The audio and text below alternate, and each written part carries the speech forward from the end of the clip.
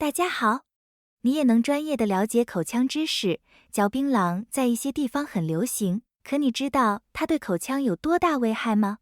今天讲清楚，别小看这颗小果子。槟榔危害不小。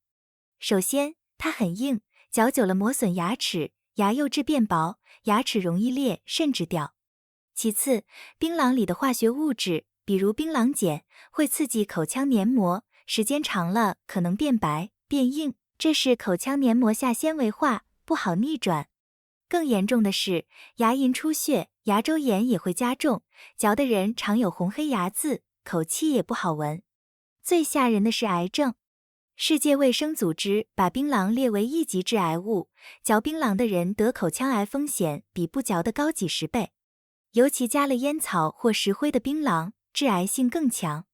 数据显示，嚼槟榔的人群里，口腔癌病例明显多，早期症状可能是嘴里老有溃疡。